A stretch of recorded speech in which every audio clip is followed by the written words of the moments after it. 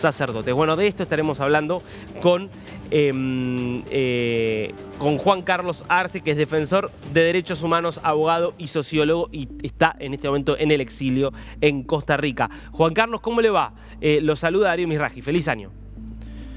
Muy bien, feliz año. Y el muy bien es casi que en automático, pero la verdad que nadie puede estar bien frente a la represión imparable en Nicaragua.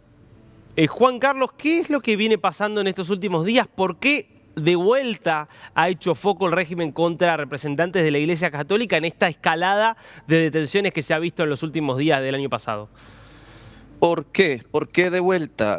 Porque precisamente la Iglesia Católica en Nicaragua es el último reducto que queda donde algunos sacerdotes se atreven, algunos entre dientes, a mencionar a los presos políticos, algunos a hablar, que son todavía más osados, a hablar de libertad o acompañar a las víctimas que siguen demandando justicia. Entonces es el último reducto que queda. El régimen ha acabado con la prensa independiente en el país, el régimen ha acabado con las organizaciones de sociedad civil. Recordad que más de 3.000 organizaciones han sido canceladas, además de universidades, más de 33 universidades, entre ellas universidades católicas como la Universidad Centroamericana, que le pertenecía a los jesuitas, la que además no solo fue cancelada, fue también confiscada por el régimen nicaragüense. Es decir, lo que el régimen quiere es silenciar a la Iglesia Católica, es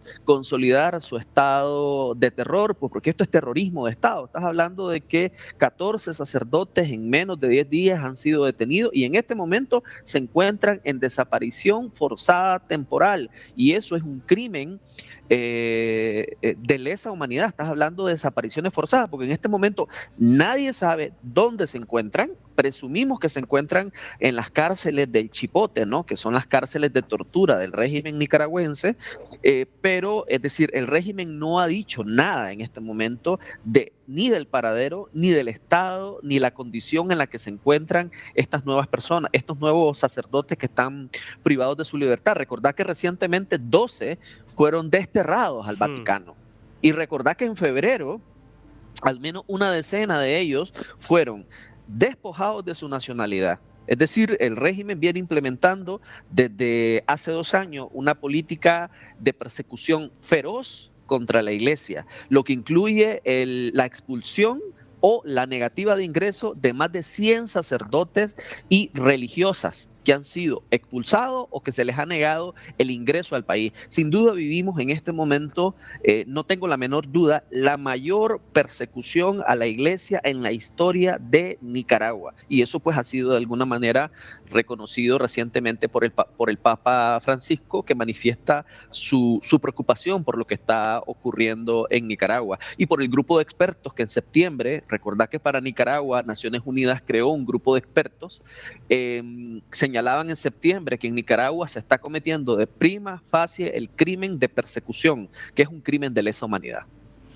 La verdad que es impactante escuchar todo el recorrido y usted decía, la mayor persecución en la historia de Nicaragua es una de las mayores en la historia de América Latina, porque suele ser la Iglesia Católica el último reducto con el que justamente se meten los dictadores por el peso que tiene la Iglesia Católica en América Latina. Pareciera que en este punto Ortega y Murillo no tienen absolutamente el más mínimo reparo y que no tienen ningún tipo de temor a las consecuencias que esto puede tener. Mira, definitivamente yo creo que la comunidad internacional, la que tiene una obligación frente al cumplimiento de los derechos humanos en cualquier país del mundo, como decía la vicepresidenta de la Comisión Interamericana en una audiencia en febrero, decía, el problema de Nicaragua no es un problema de los nicaragüenses, es un problema de la humanidad. ¿Y por qué es un problema de la humanidad? Porque en Nicaragua se están cometiendo crímenes de lesa humanidad, y no lo digo yo, es decir, lo dicen los reportes de Naciones Unidas, lo dice la misma Comisión Interamericana, se han cometido al menos media docena cadena de crímenes de lesa humanidad. Y vos tenés razón cuando decís, es decir, la mayor persecución en la historia, bueno, en Latinoamérica en este momento. El régimen está implementando una política de destierro. Es decir, yo no recuerdo un dictador en América Latina, es decir, ni Pinochet, que de manera masiva, porque estás hablando ya que en este momento hay más de 400 personas que han sido desterradas y privadas de su libertad, privadas de su nacionalidad, que es el derecho básico, uno de los derechos básicos más importantes que existen. Es decir, lo que está ocurriendo en Nicaragua es grave y la comunidad internacional no ha estado a la altura.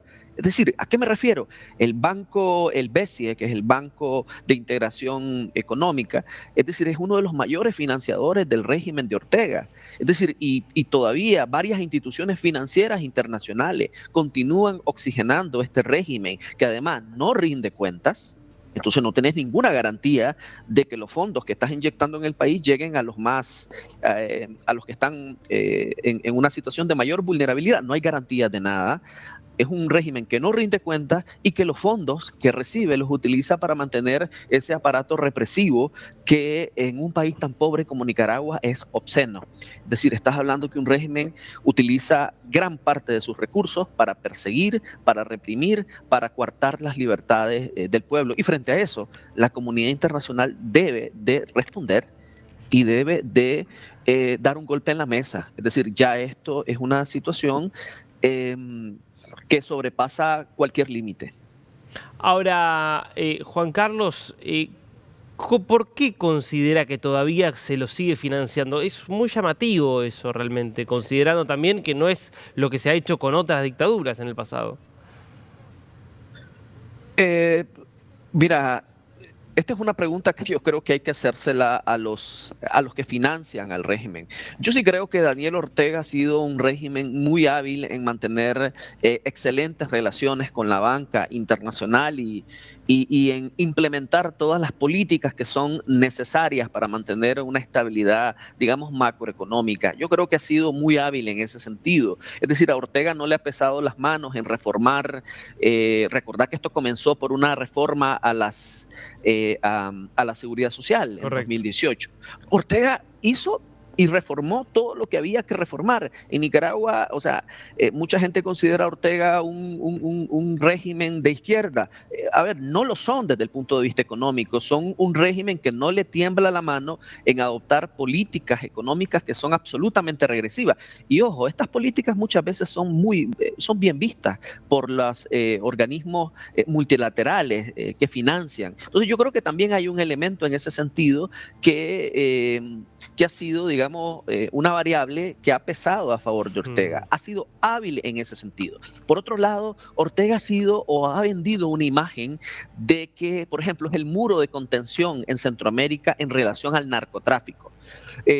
Ha sido de alguna manera el muro de contención, en este momento no, pero de las migraciones que vienen del sur. Yo recuerdo, por ejemplo, hace algunos años, cómo Ortega detuvo a centenares de haitianos y africanos en la frontera sur, en Costa Rica. Es decir, y todo esto es visto de alguna manera con agrado por algunos gobiernos. Es decir, Ortega ha vendido la imagen también de que es un factor de estabilidad en la región, pero no lo es. Es decir, no lo es en el sentido de que vos ves que en Centroamérica en este momento hay una ola de regímenes represivos o autoritarios, vamos a decir autoritarios que se están estableciendo en la región. Y esto es de alguna manera producto del ejemplo que está dando Ortega. Es decir, muchas de las políticas de Ortega están siendo copiadas por otros gobiernos centroamericanos y eso es súper preocupante, es muy, muy preocupante. Claro, el antecedente que deja Ortega de decir, bueno, se puede prohibir la participación de los opositores y proscribirlos, se puede perseguir a todos aquellos que piensan diferente, se puede desterrar a los adversarios, se puede hasta encarcelar a los obispos y no pasa nada. Y bueno, obviamente para todos aquellos con tentaciones está claro que está ahí servido el manual. Sí, exacto. Y incluso muchas leyes están siendo copiadas o han intentado ser copiadas. Por ejemplo, la ley de agentes extranjeros, que es con la que se ha perseguido a la sociedad civil, que en nuestros países la sociedad civil organizada tiene un peso importante. Eso ha sido copiado. En El Salvador, pues ha habido un intento de copiar esa ley. Hasta el momento no se ha logrado, no ha pasado, ¿verdad? No se ha aprobado todavía. Pero está ocurriendo que en los países de la región están copiando el modelo autoritario de Ortega. Y eso no puede ser permitido en este momento de la historia humana. Es decir, en este momento en donde los derechos humanos deben de ser, digamos, el horizonte que guíe las políticas de los países. En este sentido, lo que vemos son gobiernos que en este momento se atornían al poder. Lo vemos en El Salvador con Bukele, por ejemplo, ¿no? Es decir, con la diferencia que en este momento Bukele tiene muchísima popularidad. No es así en el caso de Ortega. Ortega se mantiene en el poder en este momento por la fuerza de la represión, por una persecución que implacable y porque dentro de su política lo que te receta Ortega es la cárcel, el destierro o incluso la muerte. De tal manera que es una situación que no debe de ninguna manera ser permitida por la comunidad internacional. Insisto en la obligación que tiene la comunidad internacional en frenar lo que está pasando en Nicaragua. Juan Carlos Arce, le agradecemos mucho por este tiempo con DNews. Hasta luego. Muchas gracias a ustedes.